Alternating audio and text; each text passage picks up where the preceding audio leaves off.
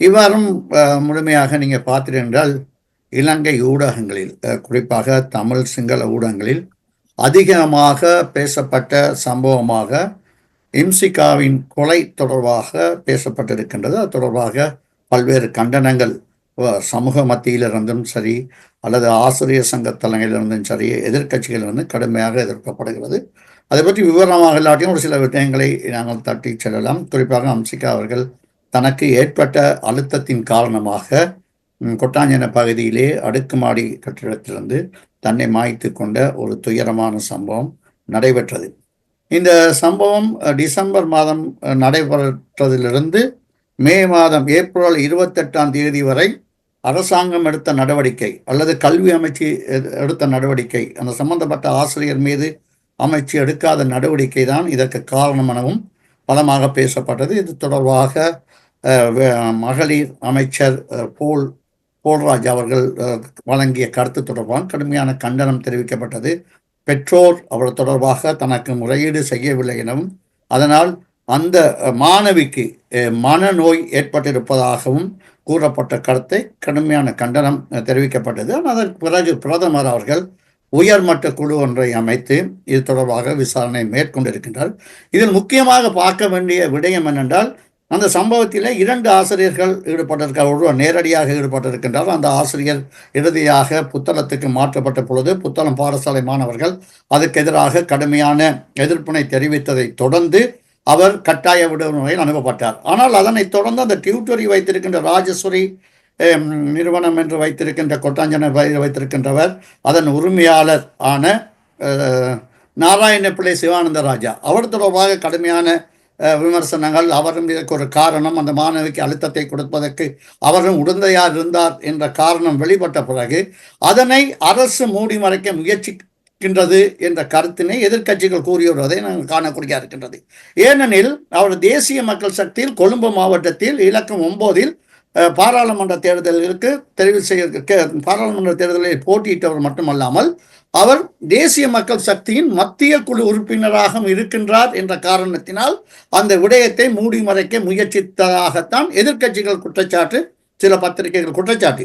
இப்பொழுது இது ஐக்கிய நாடுகளின் மனித உரிமை அமைப்பு இந்த விடயத்தை கையெடுத்து மிக கடுமையான நடவடிக்கையை மேற்கொள்ளப் போவதாக கூறியிருக்கின்றது. சட்டம் தன்னுடைய கடமையை செய்யும், ஆனால் அரசாங்கம் இது ஒரு பலவீனமான நடவடிக்கையை மேற்கொண்டிருப்பதை நாங்கள் காணக்கூடிய இருக்கின்றது. அதற்கு அப்பால் இந்த தேர்தல் காலங்களிலே, தேர்தல் முடிந்த பிறகு இந்த அமைச்சர்கள் கூறிய கருத்து தொடர்பாக கடுமையான கண்டனத்தை நாங்கள் தெரிவிக்க வேண்டும். குறிப்பாக இந்த கொலன்னவ பகுதியிலே பிரதி அமைச்சராக இருக்கின்ற சத்துரு அபரசிங்க அவர்கள் ஒரு காணொலியிலே கூறியிருக்கின்றார், அங்கே எதிர்கட்சிகள் வென்றது போதை வஸ்துவை கொடுத்து என்று. அப்புறம் எதிர்கட்சிகள் கேட்கின்றது, அப்படின்றால் போலீஸ் இல்லையா, நிர்வாகம் இல்லையா, ஏன் அப்படி போதை வஸ்து கொடுத்தவர்களை கைது செய்ய முடியவில்லை?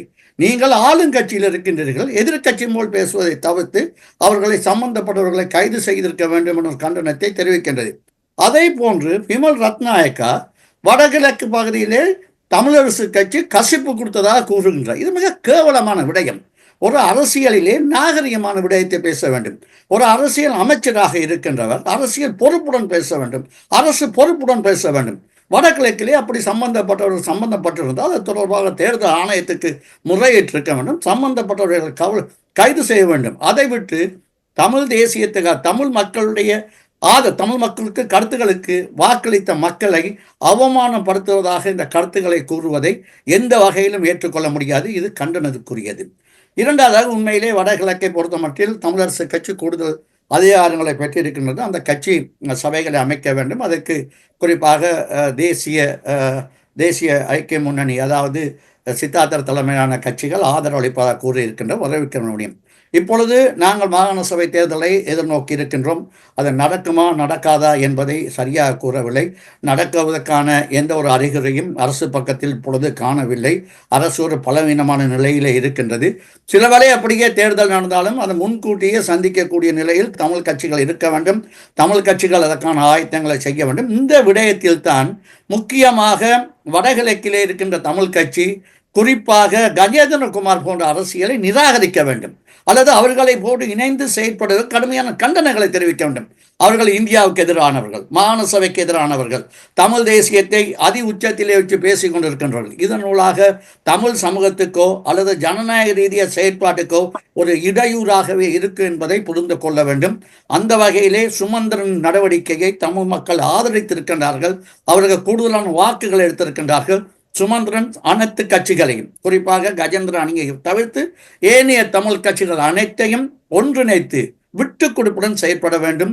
பெரும்பான்மை இடைகள் தமிழரசு கட்சி ஆட்சியை கைப்பற்றினாலும், நகரசபை மற்ற பிரதேச சபைகளை கைப்பற்றினாலும், ஏனைய கட்சிகளுக்கும் சரிபாதியான வகையிலே அவர்களுக்கான இடத்தை கொடுத்து அவர்களை அங்கீகரித்து அவர்களுடைய செயற்பாடுவதன் மூலம்தான் எதிர்காலத்தில் ஒரு பலமான அரசியலை நோக்கி வடகிழக்கு தமிழ் மக்கள் நகர முடியும். அந்த வகையிலே சிவலிங்கம் அவர்கள் இப்பொழுது கடுமையான பல்வேறு கருத்துக்கள் அரசாங்கத்துக்கு எதிராக இருக்கின்றது. ஒரு அரசாங்கம் என்ற முறையிலே இவற்றை எதிர்நோக்க வேண்டிய ஒரு கடமை இருக்கின்றது. அரசாங்கம் 75 வருட காலம் மாறி மாறி ஆட்சிக்கு வந்த அரசாங்கத்துக்கு ஒரு மாற்று அரசாங்கமாக இதை மக்கள் தெரிவு செய்தார்கள். இந்த அரசாங்கம் இப்படி ஒரு பலமையான நிலையை அடைவதற்கு என்ன காரணம்? குறிப்பாக கொழும்பை கூட கைப்பற்றிக்க முடியாத நிலை. ஆனால் இன்று கொழும்பு சுயேட்சைகளுடன் பேசி அந்த நகர சபையை கைப்பற்றுவதற்கு முயற்சியில் ஈடுபட்டிருப்பதாக கூறப்படுகிறது. இவற்றையெல்லாம் நீங்கள் எவ்வாறு பார்க்கின்றீர்கள்? நாம் இந்த அரசாங்கத்தை பற்றிய அதனுடைய வெற்றி தோல்வியால் மக்களினுடைய ஆதரவு அல்லது எதிர்ப்பு என்பவற்றை எல்லாவற்றையும் நாங்கள் ஒரு புதிய அணுகுமுறையில் பார்க்குறது அவசியமாக இருக்குது. உதாரணத்துக்கு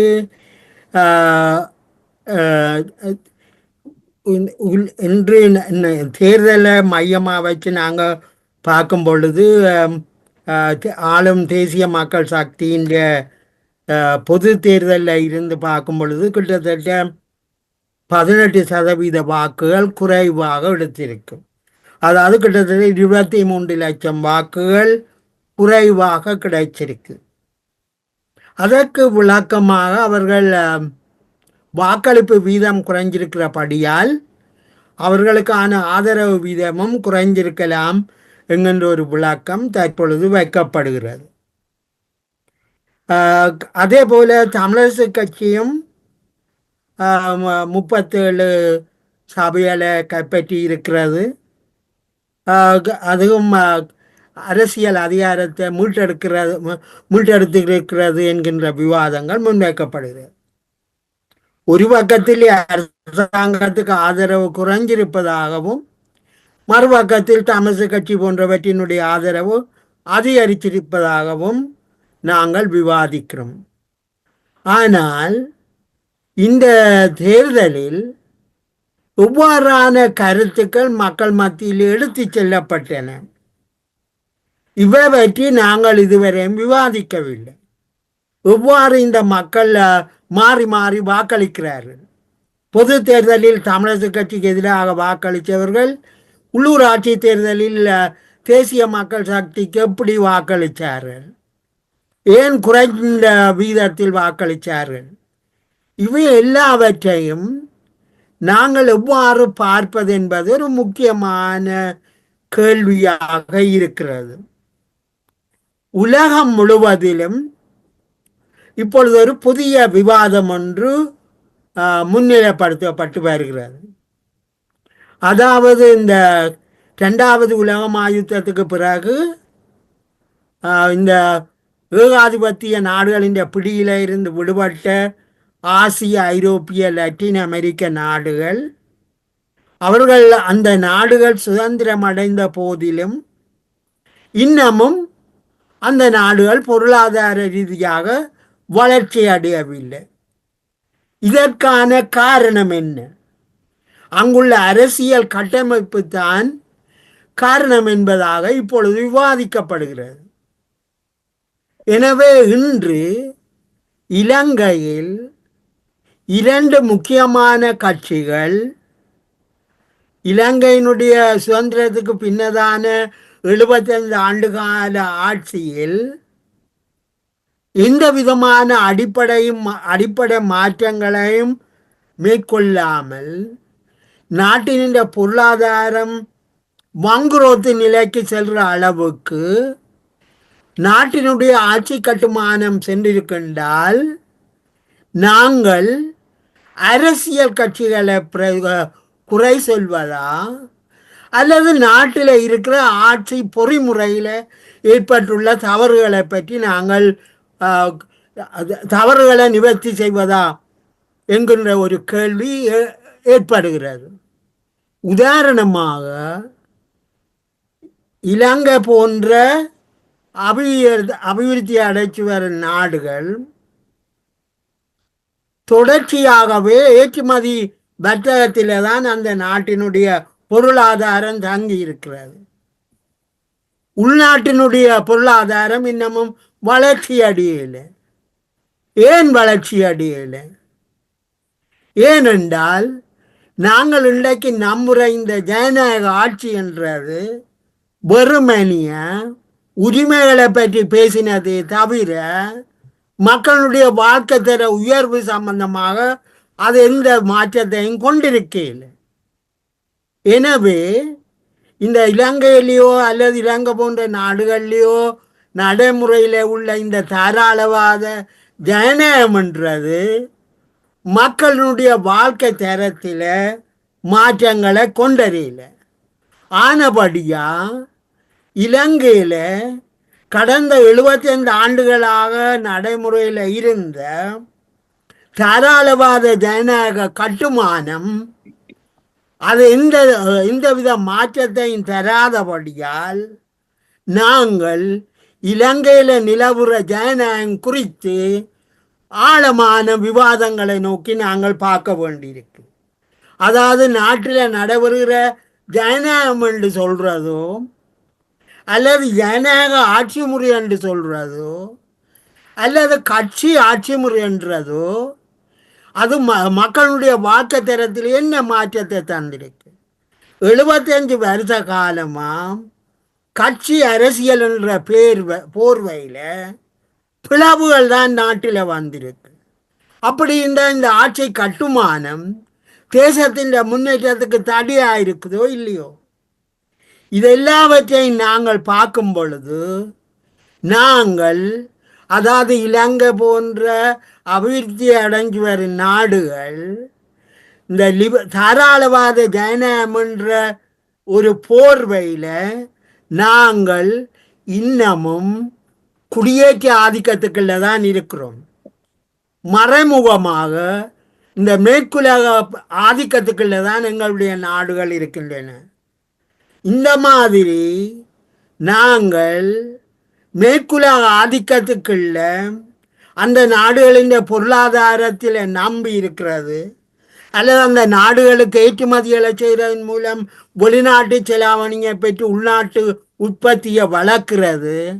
இந்த மாதிரியான பொருளாதார கட்டுமானம் கடந்த 75 வருடங்களாக எந்தவித மாற்றத்தையும் தராத நிலையில் நாங்கள் இந்த ஆட்சி கட்டுமானம் தொடர்பாக பொருளாதார கட்டுமானம் தொடர்பாக தேசிய இனங்களிடையே ஏற்பட்டுள்ள முரண்பாடுகள் தொடர்பாக புதிய வகையில் நாங்கள் சிந்திக்க வேண்டி இருக்குது.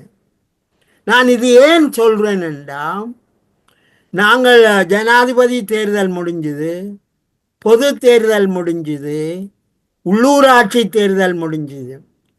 இந்த தேர்தல்கள் முடிஞ்ச பிறகும் நாங்கள் எதிர்பார்க்கிற மாற்றங்கள் மிகவும் தூரத்தில் இருப்பதாக தெரிகிறது. அரசாங்கம் பெரும்பான்மை பலத்தை கொண்டிருந்த போதிலும் பாராளுமன்றத்தில் பலமான கட்சியாக இருந்த போதிலும் மாற்றத்தை ஏற்படுத்த முடியலை என்றால் இந்த ஜனநாயக கட்டுமானம் என்று சொல்கிற இந்த பொறிமுறையில் ஏதோ பிழைகள் இருக்கின்றது தான். ஆனபடியினால் நாங்கள் எங்களுடைய இறைமை என்று சொல்கிறது எந்த விதத்தில் சரியானது? வெளிநாட்டு கடன்களை வாங்கி எங்களுடைய பொருளாதாரத்தை வளர்ப்பது இறைமை அதிகாரமா? நாங்கள் கட்சிகளுக்குள்ள போட்டியை வச்சு அதில் பெரும்பான்மை வந்து அதிகாரத்துக்கு போய் தொடர்ந்தும் பிளவுகளை உற்பத்தி செய்கிற ஆட்சி முறை எங்களோட நாட்டுக்கு ஒரு எதிர்காலத்தை தருமா? ஆனபடியால் எதிர்வரும் காலங்களில் புதிய அரசியல் யாப்புக்கான விவாதங்கள் ஆரம்பமாக உள்ளன. மாகாண சபை தேர்தல்கள் வரப்போகின்றன. தேசிய ஐக்கியம் குறித்து, தேசிய பொருளாதார வளர்ச்சி குறித்து, தேசிய சமாதானம் குறித்து நாங்கள் புதிய வகையில் பார்க்க வேண்டி இருக்குது. ஆனபடியால் நாங்கள் நாட்டிலே நிலவுற ஜனநாயகம் குறித்து, பொருளாதார கட்டுமானம் குறித்து, தாராளவாத ஜனநாயகம் குறித்து ஆழமான விவாதங்களை நோக்கி போக வேண்டிய காலமாக இருக்கிறது. எனவே நாங்கள் இது குறித்தும் எதிர்வரும் காலங்களில் ஆழமான விவாதங்களை நடத்த வேண்டும். சிவலிங்கம் அவர்கள் கூறினார், இந்த தேர்தல் முறையிலே 18 வீதமான வாக்குகள் மிக குறைவாக கிடந்திருக்கின்றது அப்படின்னு. அது இன்னொரு வகையில் பார்த்தால் அந்த 18 விதமான வாக்குகள் என்பது அரசாங்கத்துக்கு வாக்களிக்க வேண்டியவர்கள் தானே. அரசாங்கத்தை ஆதரிக்கிறவர்கள், அரசாங்கத்தைக்கு ஆதரவு கொடுக்கிறவர்கள் என்றால் நிச்சயமாக அந்த வாக்களித்து வருவார்கள். எனவே அரசாங்கத்திற்கு மீது ஒரு நம்பிக்கை நம்ம ஏற்பட்டிருக்கிறது என்று எடுத்துக்கொள்ளாமா என்ற கேள்வி எழுகிறது. எனவே எது இருந்தாலும் திரு தம்பா அவர்களே, வடகிழக்கு இந்த தேர்தலை பொறுத்த மட்டில் கடந்த காலங்களிலே ஜனாதிபதி பிரதமர் அவருடைய வாக்குறுதிகளை நம்பி ஜனாதிபதி தேர்தலின் சரி பொதுத்ததன் கூடுதலான வாக்குகளை கொடுத்தார்கள். ஆனால் கடந்த 7 மாத காலங்களில் அவர்கள் தமிழ் மக்களின் நம்பிக்கைகளை பெறும் வகையிலே எந்தவித நடவடிக்கையும் மேற்கொள்ளவில்லை. குறிப்பாக அரசியலமைப்பு தொடர்பாக எந்தவித நடவடிக்கை மேற்கொள்ளவில்லை, எந்தவித கருத்தினையும் காண முடியவில்லை. மாகாண சபை தேர்தல் தொடர்பாக எந்தவித நடவடிக்கையும் பார்க்கவில்லை. அல்லது அவர்கள் கூறியது போன்று இந்த அவசர கால சட்டத்தை நீக்குவதாக கூறியது தொடர்பாக எந்தவித நடவடிக்கையும் பார்க்கவில்லை. இந்த நம்பிக்கையினம்தான் வடகிழக்கிலே தமிழ் மக்களுக்கு ஏற்பட்டு தமிழ் கட்சிகளுக்கு இந்த வாக்கு அளிப்பதற்கு வாய்ப்பாக அமைந்து விட்டதா? உண்மையில ராம், இந்த தேர்தல் முடிஞ்சது. தேர்தலை பற்றி நாங்கள் இனி என்ன தேர்தல் நீங்க தேர்தலை பற்றி சுருக்கமா சொல்றோம். 2-3 விஷயம் நடந்தது. ஒன்று, இந்த தேசிய மக்கள் சக்தி இதற்கு முதல் வடகிழக்குல கிழக்கு மாநிலத்தில் சில இடங்கள்ல அப்படி இருந்தாலும் நாடு முழுக்கவே சென்ற உள்ளூராட்சி தேர்தலில் 433 இடங்களை தான் பெற்றார் நாடு முழுக்க. தற்பொழுது வடக்கு கிழக்கில் மாத்திரம் 376 இடங்களை பெற்று தமிழரசுக்கு 370 இடங்களை பெற்று. அந்த வகையில் பார்க்க போனால் தேசிய மக்கள் சக்தி ஒரு அரசியல் போக்காக, ஒரு அரசியல் இதை நிர்ணயிக்கக்கூடிய ஒரு அடித்தளத்தில் உள்ளது. முந்தியும் அரசு சார்பு கட்சிகள் இருந்திருக்கிறது. ஆனால் தேசிய மக்கள் சக்தி அரசு சார்பு கட்சிகள் என்று சொல்லும் பொழுது முட்டு கட்சி இருக்கும் பொழுது வீண கட்சியோ அல்லது கப்பல் அப்படியெல்லாம் இருந்திருக்குது.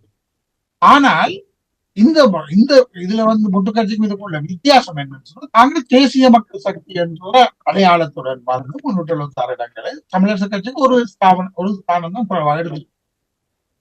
அந்த வகையில் அவர்கள் ஒரு நிரந்தரமான தீர்த்தல் என்று சொன்னா, அவர்கள் நிரந்தரமான ஒரு அரசியல் பிரசன்னத்தை தொடர்ந்து அங்கு வைத்திருக்க போகிறார் என்று தெரிவிக்கிறோம். இரண்டாவது, தமிழ் கட்சிகளை பொறுத்தவரையில் தமிழ் கட்சிகள் பல பிரிவுகளாக பிரிந்து நிற்கின்றன. ஆனால் அவர்கள் எல்லோரையும் ஒருங்கிணைக்கின்ற பத்தியெழுத்தாளர்கள் அல்லாட்டி ஊடகர்கள், பொது புத்தி பேசுபவர்கள் எல்லாரும் இந்த 3 தரப்பினரும் சிங்கள இனவாதத்துக்கு எதிரான ஒரு தமிழ் தரப்பின் வெற்றியாகத்தான் இதை கணிக்க. இது சரியானதா இல்லையா என்பதை பொறுத்திருந்தான் பார்க்க. அடுத்ததாக நீங்க கூறிய விஷயம் போல ஜனாதிபதி தேர்தலில் தேசிய மக்கள் சக்தி வடக்கு கிழக்கில் அதிக வாக்குகளை பெறவில்லை. தேசிய மக்கள் சக்தி வடக்கு கிழக்கில் அஜித்தினது கட்சி தான் 13வது திருத்தத்தை முழுமையாக அமல்படுத்துவேன், மாகாண சபை தேர்தல்களை 6 மாதத்திற்கு நடத்துவோம் என்ற தேர்தல் விஞ்ஞாபனத்தில் எழுதி கொடுக்கப்பட்ட வாக்குறுதிகளை நம்பி வடக்கு கிழக்கு மக்கள் அனைத்து 5 மாவட்டங்களில் சஜித் கட்சியினருக்கு தான் அதிகமான வாக்குகளை இட்டது.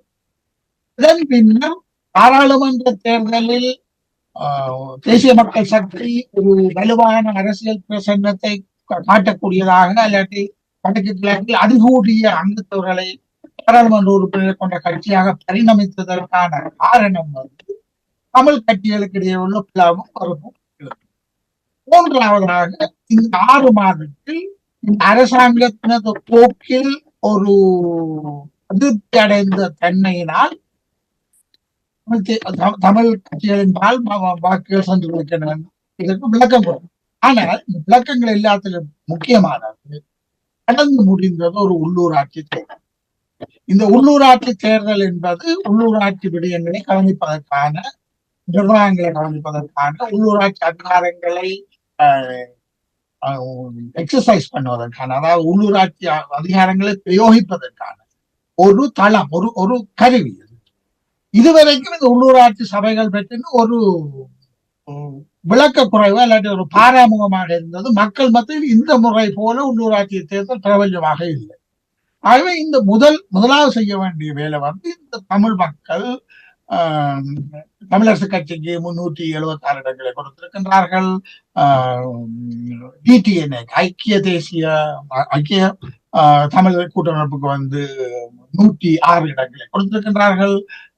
கஜேந்திரன் பொன்னம்பலத்துக்கு வந்து 101 இடங்கள் கிடைத்திருக்கின்றன. அதில் பெரும்பாலான இடங்கள் 79 இடங்கள் வந்து யாழ் மாவட்டத்தில் கிடைத்திருக்கின்றன. ஆகவே கஜேந்திரன் பொன்னம்பலத்தின் அரசியல் நிலைப்பாடு என்பது ஒரு யாழ் மாவட்ட அரசியல் சம்பந்தமாக தான் அது இருக்கும் மொழியே. அது வந்து வடக்கு கிழக்கு தமிழ் மக்களின் அரசியல் சம்பந்தமாக அல்ல என்பது முதலாவது. அடுத்ததாக இதில் பெரும்பான்மையான ஊர்காவத்துறையில் நினைக்கிறேன் இபிடிபிக்கு ஒரு மெஜாரிட்டி இருக்கிறது. அறுதி பெரும்பான்மை 4-5 இடங்களில் தான் வந்திருக்கும் என்று சொல்லுகின்றார்கள். தமிழரசு கட்சிக்கு அறுதி பெரும்பான்மை. ஏனைய இடங்களில் பெரும்பான்மை பெற்றவர்களில் தமிழரசு கட்சி கூடுதலான இடங்களில் இருக்கின்றது. ஐக்கிய டிடிஎன்ஏ சில இடங்களில வந்து பெரும்பான்மை பெற்றிருக்கிறார், அறுதி பெரும்பான்மை இல்லை. அதே போல டக்ளஸ் இது இபிடிபியும் வந்து ஊர்காவத்துறையில் பெரும்பான்மையை பெற்றிருக்கிறார். ஆகவே உள்ளூராட்சி தேர்தல்களில் பலர் அந்த கருத்தை முன்வைக்கின்றார்கள். அது அரசியல் கட்சிகளால் எவ்வளவு தூரம் கவனத்தில் எடுக்கப்படும் என்று தெரியாது. இது சம்பந்தமாக வாத பிரதிவாதங்கள், சர்ச்சைகள், இழுபறிகள், ஹோஸ்ட் டீலிங்கள் அதுகளை விட்டுட்டு பெரும்பான்மை பெற்றவர்களுக்கு அப்படின்னு சொல்லும் பொழுது தமிழரசு கட்சி தான் கூடுதல் இடங்களில் பெரும்பான்மை பெற்றிருக்கணும். பெரும்பான்மை இடங்களை யாரார் அந்த சபைகளில் பெறுகின்றார்களோ அவர்களுக்கு ஒத்துழைப்பாக மற்றவர்கள் இணைந்து அவர்களது ஆட்சியை எவ்வாறு கண்காணிப்பது, எவ்வாறு நெறிப்படுத்துவது, எவ்வாறு செழுமைப்படுத்துவது, எவ்வாறு கேள்விக்குள்ளாக்குவது போன்ற விடயங்களை செய்வதுதான் உண்மையான ஜனநாயகத்துக்கான அழகாக இருக்கும். ஆனால் தவிசாளர் பதவிதான் தேவை என்று சொல்லுவது, ஒரு உள்ளூராட்சி சபையை பொறுத்தவரை தவிசாளர் பதவி என்பது ஒரு அரசியல் அதிகாரம் மிக்க பதவி என்று இல்லை. அவர் ஒரு ஒரு நிறைவேற்ற அதிகாரத்தை பாதிக்கின்றனர். சபைகள் சில விடயங்களில் முடிவெடுக்கின்றது. சபைகள் நிர்வாகங்களுடன், அரசு நிர்வாகத்துடன் இணைந்துதான் இந்த நிர்வாகத்தை கொண்டு போவார். இதே மனம் கொண்டு பக்குவமாக அப்படி செய்வார்களா என்பது தெரியவில்லை. செய்ய வேண்டிய விடயம் அந்த கருத்து பல இடங்களில் முன்னோக்கி நகர்த்தப்படுகின்றது. சுமந்திரன் அவர்கள் கூறும் பொழுது அவர் தனது கட்சிக்கு அனுகூலமாக இருக்கிற கூறுகின்றார் என்று சொல்லலாம். ஆனால் சுமந்திரன் அவர்கள் கூறுவதற்கு அப்பாலும் அந்த கருத்து சரியான கருத்து என்பதுதான் பலரும் சொல்லுகிறார். இந்த ஏனைய இடங்களை பெற்ற கட்சிகள் வந்து அதை கண்காணிப்பதற்கு, அதை நெறிப்படுத்துவதற்கு, தொடர்ச்சியான விவாதங்களை ஏற்படுத்துவதற்கு, அது நிர்வாகத்தை செலுமைப்படுத்துவதற்கு எல்லாம் பங்குகளை ஆற்றலாம். ஒன்று. மற்றது, இந்த அரசியல் கட்சி இன்னொரு விஷயம் இங்க இருக்குது. இந்த வேலைக்கு வந்து அலவன்ஸ் எல்லாம் இருக்கும். இந்த நான் ஒரு சின்ன ஒரு ரஃபா ஒரு கணக்கு கொண்டு பார்த்தால் வந்து 377 பேருக்கு வந்து குறைஞ்சபட்சம் 15,000 ரூபாய் நினைக்கிறேன் அலவன்ஸ். இவர்கள் எல்லாரும் வந்து 15,000 ரூபாய் அங்க வந்து ஒன்றும் செய்ய இயலாது. 15,000 ரூபாயில் வந்து அதை உழைப்பதற்காக இந்த தேர்தலில் நிற்கவில்லை என்பது எல்லாருக்கும் தெரியும். பொது சேவை செய்யதான் வந்திருக்கு. ஆகவே இந்த ஒரு மாதத்திலேயே வந்து தமிழரசு கட்சிக்கு வந்து 65 லட்சம் ரூபாய் கிட்ட சம்பளத்திலேயே வரும். அந்த அங்கத்தவரின் சம்பளத்துல வரும். அதே போல டிடிஎன்ஏக்கு வந்து 17-18 லட்சம் ரூபாய்க்கு மேல் வந்து மாதாந்த வீத அலவன்ஸ் வரும். இதுகளை எல்லாம் கொண்டு வந்து இவர்கள் மக்களுக்கு என்ன செய்ய போகின்றார்கள், தங்களது விடயங்களை மக்கள் மத்தியில் எவ்வாறு எடுத்துச் செல்ல போகின்றார்கள், தாங்கள் வந்து கிராம அபிவிருத்தி, கிராமத்தில் உள்ள உள்ளூராட்சி சபைக்கு தேவையான நடவடிக்கை இதுவரைக்கும் ஸ்தம்பித நிலையில் இருந்தது, ஊழல் இருந்தது, தெரு வீதி விளக்கு துவக்கம் வந்து கழிவகற்றல் போன்ற பல விடயங்கள் தேக்க நிலை இருந்தது.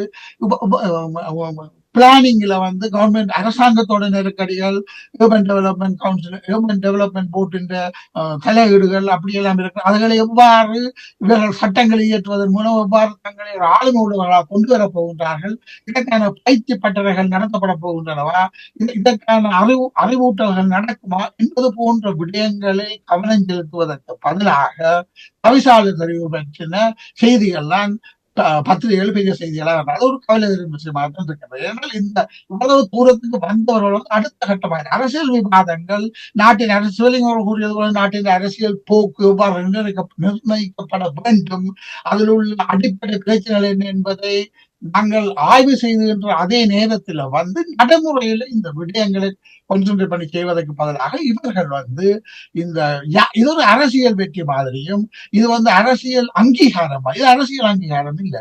தமிழ் பேசும் மக்களை பொறுத்தவரையிலும் நீங்க கூறியது போல வந்து மாகாண சபை தேர்தல் என்பது முக்கியம்.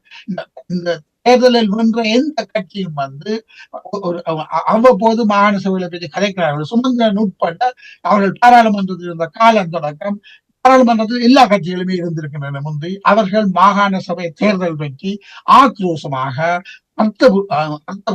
அர்த்தபுஷ்டி உள்ள வகையில வந்து அதற்கான ஒரு நெருக்கடிய அல்ல மக்கள் எழுச்சிய அல்ல அது மாகாண அரசின் மீது தமக்குள்ள நம்பிக்கையாவது அவர்கள் தெளிவாக வெளிப்படுத்துகின்றார்களா என்றால் அது ஒரு போரை போக்காக ஏதோ வருகின்ற போற போக்கில் சொல்லுகின்றார்களே ஒழிய வந்து அது சம்பந்தமாக கன்சிஸ்டன்டான விடாப்பிடியான முயற்சிகளை அவர்கள் எடுக்கிறது இல்லை.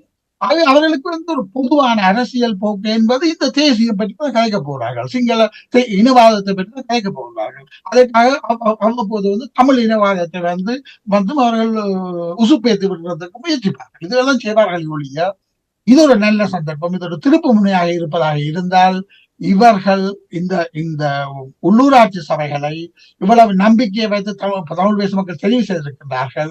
இந்த விவாதங்களை பகிரங்கப்படுத்தி இந்த பத்திரிகைகள், பத்திரிகையாளர்கள் இவ்வாறான விடயங்களில் கூடிய கவனத்தை செலுத்தி உள்ளூராட்சி நிர்வாகங்களை செழுமையாக சீராக உள்ளூராட்சி சபையே நடத்த தெரியாதவர்களுக்கு என்னத்துக்கு மாகாண சபை, என்னத்துக்கு சுயநிர்ணயம் என்றுதான் கேட்கப்படுகின்றது.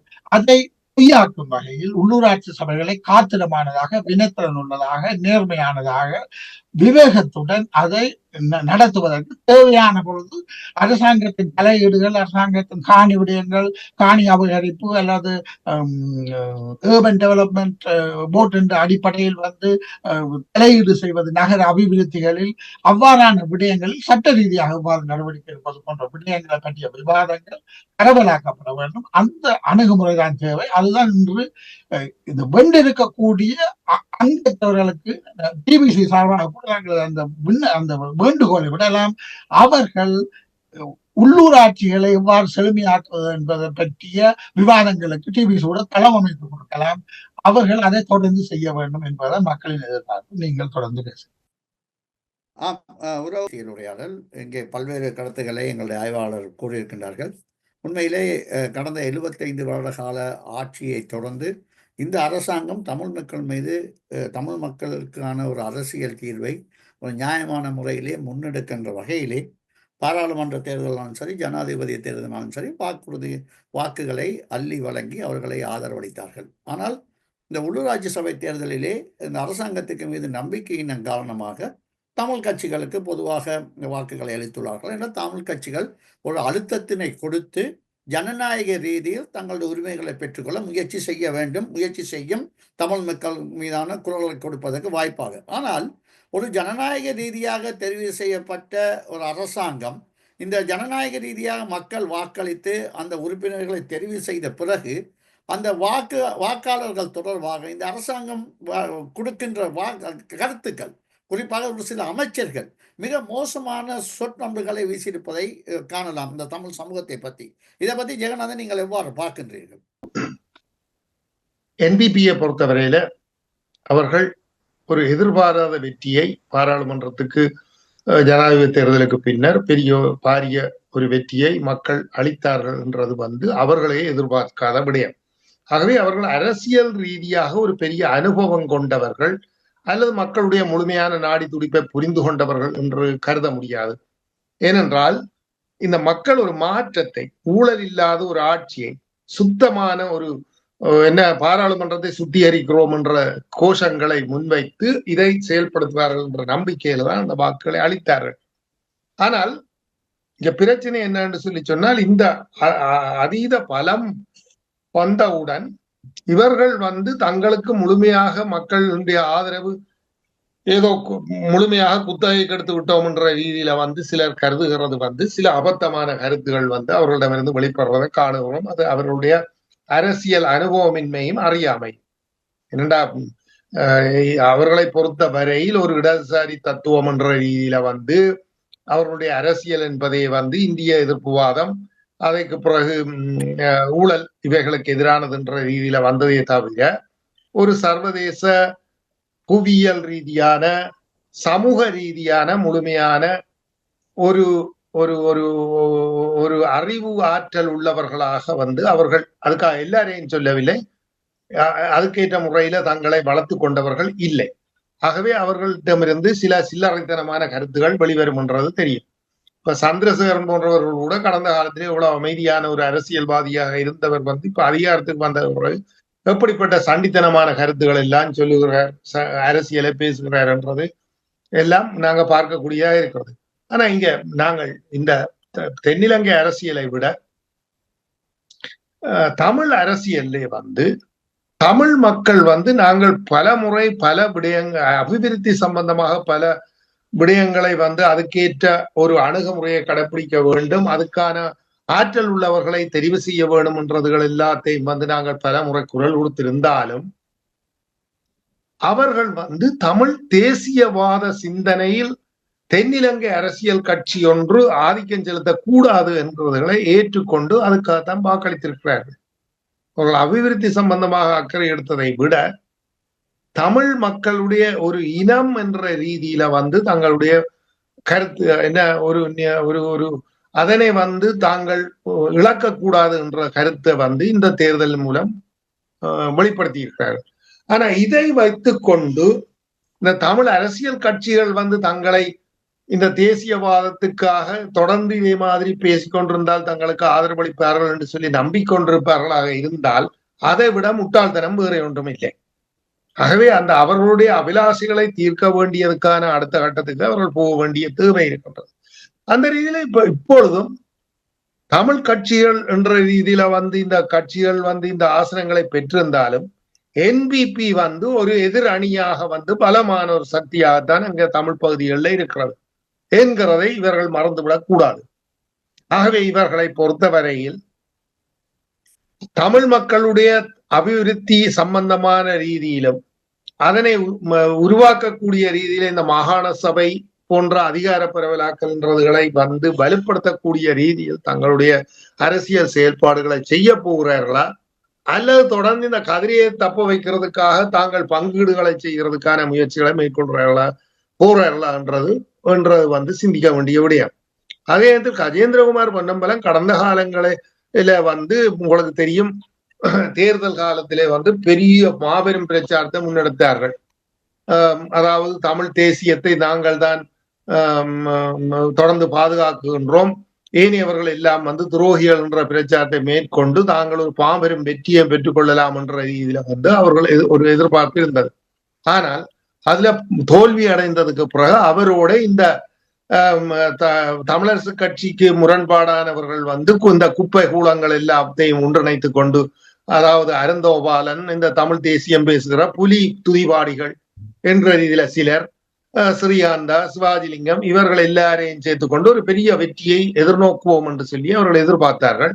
ஆனால் அதிலே அவர்கள் தோல்வியை சந்தித்திருக்கிறார்கள். குறிப்பிடத்தக்க அவர்களுக்கு யாழ்ப்பாண மாவட்டத்துக்குள்ளே யாழ்ப்பாண என்ன மாவட்டத்துக்குள்ளே சுருங்கி போற அளவுக்கு அவர்கள் சில பெறுபவர்களை பெற்றுக்கொண்டாலும் அவர்கள் யார் என்றதை நிரூபித்துக் விட்டார்கள். ஆகவே இப்பொழுது ஏதோ ஒரு விதத்தில் தங்களுடைய கொள்கைதான் சரி என்ற ரீதியில ஒரு ஒப்பந்தம் போட வேண்டும் என்ற ரீதியில கேள்விகளை எழுப்பி கொண்டிருக்கிறார்கள். அதாவது தமிழ் சுயநிர்ணயம், தமிழ் தேசியம், சமஷ்டி என்றதை வைத்து எல்லோரும் ஒற்றுமைக்கு வர வேண்டும், அதுக்கு ஒரு ஒப்பந்தம் செய்யப்பட வேண்டும் என்ற ரீதியில கூறிக்கொண்டிருக்கிறார்கள். ஆகவே இவர்கள் யதார்த்தத்துக்கு புறம்பான ரீதியில தமிழ் மக்களை தொடர்ந்து நான் ஏற்கனவே குறிப்பிட்டது போல முள்ளிவாய்க்கால புலிகள் அழிவை ஏற்படுத்தினது போல பெருமளவு மக்களை அழித்தது போல மீண்டும் தமிழ் மக்களை ஒரு சுடல ஞானத்துக்கு கொண்டு போறதுக்கான முயற்சிகளை மேற்கொள்ளுகிறது என்ற தத்துவத்தை பேசிக்கொண்டிருக்கிறதுன்றது நிராகரிக்கப்பட வேண்டும் என்றதுல ஏனையவர்கள் உறுதியாகத்தான் இருக்கிறார்கள் போல தெரிகிறது. இதுல நான் ஏற்கனவே அந்த வார்த்தை இதுல குப்பகூலம் என்று சொல்லிக்கல இந்த அது சில என்ன நாகரிகமான வார்த்தையாக சிலர் கருதாமல் இருக்கலாம், இப்படி கூறப்படுறான்னு சொல்லி. ஆனால் இந்த குப்பைகள் தமிழ் மக்களால் நிராகரிக்கப்பட்ட குப்பைகள் ஒன்று சேருகிறதுக்கான முயற்சிகளை மேற்கொள்ளுகிறதுக்கும் இது இங்க கஜேந்திரகுமாரை பொறுத்தவரையில் அங்க போட்டி என்று சொல்லிச்சுன்னா சுமந்திரனை இல்லாமல் பண்ணி ஸ்ரீதரன் போன்ற இவர்களை அங்க ஒன்றிணைத்துக் கொண்டு தங்களுடைய அரசியலுக்கு ஒரு பலத்தை பெற்றுக் கொள்ளலாம் என்றதுக்கான ஒரு முயற்சியை மேற்கொண்டது. ஆனா இன்றைக்கு சமபலத்தோட ஸ்ரீதரன் ஒரு குறிப்பிட்ட வெற்றியை பெற்றிருந்தாலும் ஏனைய பகுதிகளில் தமிழரசு கட்சி வெற்றி அடைந்திருக்கிறதும் என்றது அவர்களுக்கு ஒரு சாவு மணியை அடித்திருக்கிறது. ஆகவே இவர்களை போன்றவர்களை நம்பி தமிழ் சமூகம் அது யாழ்ப்பாண சமூகம் இந்த வேளாள மேலாதிக்க சமூகம், அதாவது ஜிஜி பொன்னம்பலம் சொன்னது மாதிரி செல்வநாயகத்தை என்ன மேடையிலே வச்சு பேச என்ன பகிரங்கமாக கூறினது போல நான் காங்கிரஸ் சீமெந்து தொழிற்சாலையை கொண்டு வந்தேன், அதுகள் எல்லாத்தையும் கொண்டு வந்தனான். ஆகவே இந்த செவிட்டி செல்லநாயகத்தை நம்பியா நீங்க போறீங்கன்னு கேட்டதின் அரசியலை தொடர்ந்து யாழ்ப்பாண சமூகம் இந்த வேளாள சமூகம் முன்னெடுக்க போகிறதா அல்ல அதுக்கான ஆதரவை தெரிவிக்க போகிறதான்றது எதிர்காலத்திலே ஒரு முக்கியமான கேள்விக்குறியாக இருக்கிறது. ஆகவே இந்த உள்ளூராட்சி மன்றங்களிலே இன்றைக்கு தெரிவு செய்யப்பட்டிருக்கிற இந்த பிரதிநிதிகள் தமிழ் சமூகத்தினுடைய தேவைகளை நிறைவேற்றுவதற்காக யதார்த்தமான ரீதியில அதிகார பரவலாக்களை உருவாக்குறதுக்கு மாகாண சபையை விரைவில் தேர்தல் நடத்த வேண்டும் என்ற ஒரு உத்வேகமான குரலை இந்த உள்ளூராட்சி மன்றங்கள் எழுப்பி அரசாங்கத்துக்கு அதுக்கான அழுத்தங்களை கொடுக்கிறதுக்கான ஒரு வாய்ப்பை உருவாக்கி கொள்ளுகிறார்களா, அல்லது மீண்டும் மீண்டும் இந்த குண்டு சட்டிகளை குதிரை ஓடுறது மாதிரி இத தேசியத்தை பேசிக்கொண்டிருக்க போகிறார்களா என்கிறதை தெளிவுபடுத்த வேண்டிய ஒரு காலகட்டம் வந்திருக்கிறது. இதில் இவர்கள் தோல்வி அடைவார்கள் என்றால் இவர்கள் மீண்டும் ஒரு மக்களால் தூக்கி எறியப்படக்கூடிய ஒரு சூழ்நிலை தான் உருவாகும் என்றதை ஒரு எச்சரிக்கையோட சொல்ல வைக்க விரும்புகிறேன். தொடர்ந்து பேசுவோம். உறவுகள் இதுவரை கேட்டது டாக் டு டிவிசியின் அரசியல் உரையாடல். மீண்டும் இன்னொரு சந்திப்பிலே சந்திப்போம் உறவுகளே. நன்றி, வணக்கம். Phyllis, foresight, dream of tomorrow and wonderful things to come. With your favorite journalist, V. Ramaraj. Talk to TBC.